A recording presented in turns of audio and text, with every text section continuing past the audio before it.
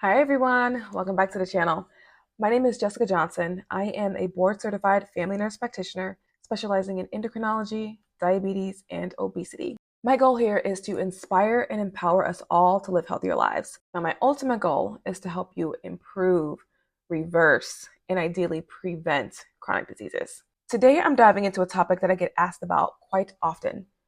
What is metabolic health, and how do I know if I'm metabolically healthy? And these are excellent questions, especially with so much conflicting and inaccurate information out there regarding how to be healthy. Your metabolism is the foundation for your overall health. It impacts everything from your energy levels to your weight to your risk for chronic diseases. But how do you know if your metabolism is functioning well? The answer lies in several factors to include signs, symptoms, certain biomarkers, and lab results, which can all be ways to assess your metabolic health. Now, later in this video, I will walk through certain biomarkers and labs you should know, what they measure, and what the results mean for your metabolic health. So grab a notebook and save this video for later because you'll want to keep this list handy. Let's get started. First, what is metabolic health? In order to understand metabolic health, we first need to know a little bit about your metabolism.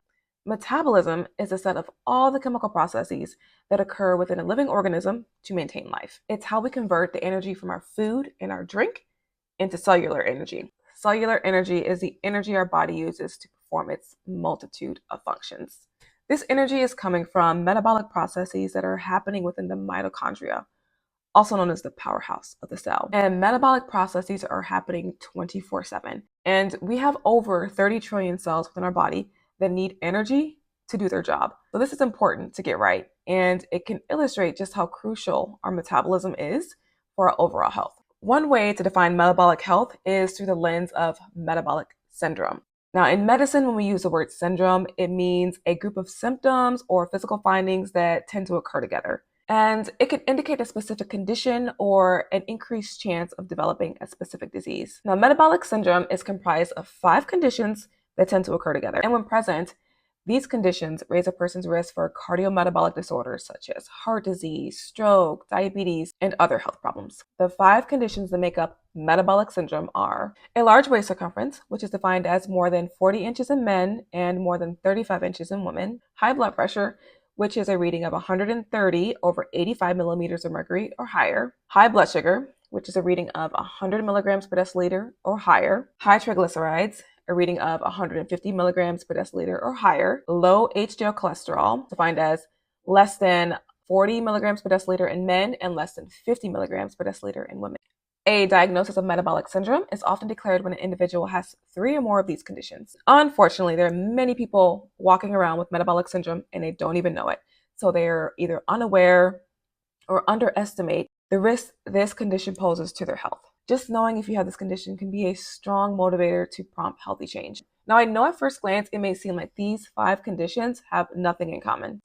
In fact, often these conditions are treated separately within our healthcare system. While yes, these conditions can have causes that are unrelated to one another, there is one common thread amongst all these conditions, and it's metabolic dysfunction. This metabolic dysfunction can be due to things such as chronic inflammation, insulin resistance, oxidative stress.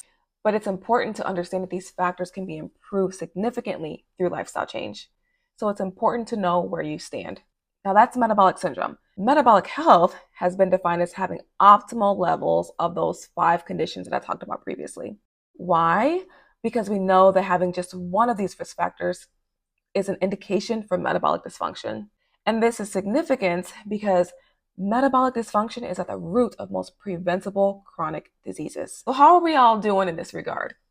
Unfortunately, as a collective, we are not doing so well. Now, you may have heard the alarming statistic that came out of the NIH from researchers at UNC that found that only 12% of the American adult population were metabolically healthy, and that included individuals who were normal weight. This 2018 survey utilized NHANES data from 2009 to 2016. And metabolic health was defined as having optimal levels of the 5 risk factors that I discussed previously, with the addition of a hemoglobin A1C of less than 5.7%. The criteria for good metabolic health was defined as having the following: triglycerides less than 150, high density lipoprotein cholesterol, that's your HDL cholesterol, of greater than or equal to 40 for men and 50 for women, a fasting blood glucose below 100, a hemoglobin A1C of less than 5.7%, a blood pressure reading of a systolic less than 120 and a diastolic less than 80, a waist circumference of 40 inches in men and 35 inches in women, and not taking any related medications. If all these were met, you were considered to be metabolically healthy. This survey found that 88% of us do not meet this criteria and have at least some degree of metabolic dysfunction. Now, even more recent research from the Journal of American College of Cardiology looked at 55,000 US adults and found that 93.2% of us have suboptimal metabolic health. This research was published in 2022. The study was conducted between 1999 and 2018, with optimal cardiometabolic health declining to 6.8% by the time the study ended. This study had slightly different criteria for metabolic health and included a BMI of less than 25. Waist circumference was the same with 102 centimeters for men and 88 centimeters for women, translating to 40 inches and less than 40 inches in men and less than 35 inches in women. Fasting glucose less than 100. A1C was the same, with the criteria being less than 5.7%. This study utilized a total cholesterol to HDL ratio of less than 3.5 to 1. The blood pressure criteria was the same, being a systolic of less than 120 and a diastolic of less than 80, without the use of medications or history of cardiovascular disease. At the end of the day, these two studies show that the U.S. cardiometabolic health has been poor and worsening, from 12% to 6.8% of the U.S. adult population having good metabolic health. Put another way, 88 to 93% of US adults have poor metabolic health. Now, I'm linking the articles to these two studies in the description box below for you to take a look at. My question to you is, are you in the 6.8 to 12% of the US population? And that brings me to the next question. How do I know if I'm metabolically healthy? These are the 6 essential biomarkers to assess your metabolic health. And I want you to know your numbers like you know your phone number. So screenshot this if you need to. So let's look at what labs assess metabolic health. Why are labs so important? It's because they give us a clear, measurable, and objective look at how things are functioning in your body behind the scenes. Symptoms such as fatigue, sugar cravings, or difficulty losing weight can all hint towards metabolic issues, but labs provide the hard data. And as you may have heard, what gets measured gets managed. Think of your labs as a metabolic progress report, not necessarily a report card, but a progress report. They tell us things like how well your body processes blood sugar, or how well it responds to insulin, whether your triglycerides and your cholesterol levels are in healthy range, if your liver is functioning optimally, and even if inflammation could be silently impacting your health. So let's break down some essential labs you'll want to know. The first is your fasting glucose. This measures your blood sugar levels after you've been fasting for at least 8 hours. Elevated fasting blood sugars can be a sign of prediabetes and insulin resistance. And again, you ideally want to see this below 100. Next is the hemoglobin A1C test, and this is a 3-month average of your blood sugar levels. And this is a key marker or key lab test that's used to diagnose prediabetes and diabetes. And just a little bit of a background, hemoglobin is a protein that's located within red blood cells and is responsible for facilitating oxygen. The A1C test tests how many hemoglobin molecules have sugar stuck to them. If blood sugar levels are high, over time the glucose is going to stick to the hemoglobin molecules. This is called glycated hemoglobin, and it's measured in the form of a percentage. Again, a normal A1C is less than 5.7%. The next test is the lipid panel, or the cholesterol test. This test includes your total cholesterol, your HDL cholesterol, your LDL cholesterol, and your triglycerides. Now, why it's important? Because high triglyceride levels and low HDL are markers of metabolic dysfunction. Now, your triglycerides, your HDL cholesterol, your fasting glucose, and your A1C test can all be done at your annual primary care visit, and these labs are covered by your insurance. And during that examination, you can get your waist circumference and your blood pressure. Again, that's covering those 6 essential biomarkers to assess your metabolic health. Here, I'm going to go over a few more labs that go into a little bit more detail to assess your metabolic health. Fasting insulin.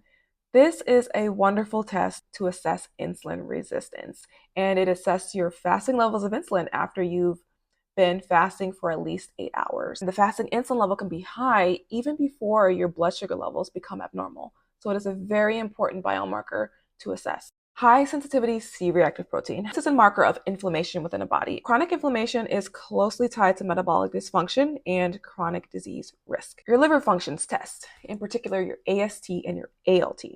This test is a measure of liver enzymes that assess your liver health. Now, the liver is a very important metabolic organ. Fatty liver disease is a very common sign of metabolic dysfunction, and this test can help assess if there is concern for fatty liver disease and prompt further evaluation. Now, the GGT is another protein that is made in the liver and can give an indication of oxidative stress. Vitamin D test, which measures your vitamin D levels. Low levels are associated with insulin resistance and poor metabolic health, and so many of us have low levels of vitamin D. So it is very important to know your number, because this is a level that can be easily modifiable through good quality vitamin D supplementation and, of course, sunshine. A thyroid panel, which includes your TSH, free T4, free T3.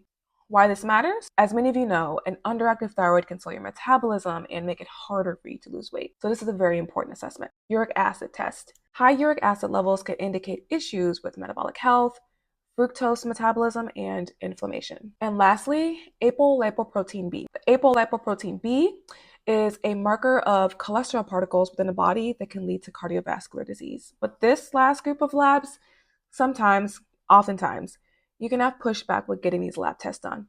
Things like your fasting insulin levels and instances when you don't have diabetes. But you can also have a very candid conversation with your primary care provider, letting them know why you're concerned about these labs, why you want to have them done, and see if that opens up a better chance of your provider ordering these labs. And luckily now, there are more direct-to-consumer lab companies that offer these lab tests at relatively low cost to you in the event that your insurance won't cover them.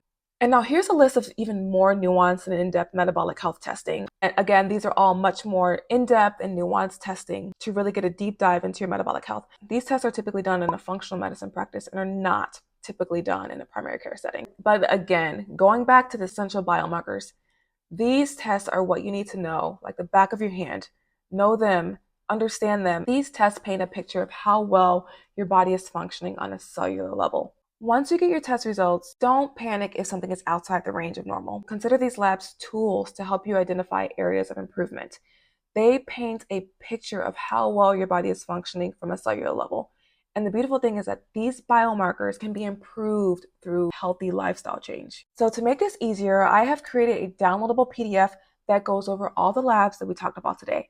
You can download it, print it out, take it to your PCP office. Ideally, I want you to use this as a guide for yourself and create several pages, because each time you check, you'll be able to track your own trends, see where you're making progress, see areas where you need to focus a little harder to make improvements in your overall metabolic health. If you found this video helpful, please like the video and don't forget to subscribe and hit the bell notification so you never miss a video. Thanks for watching. Bye.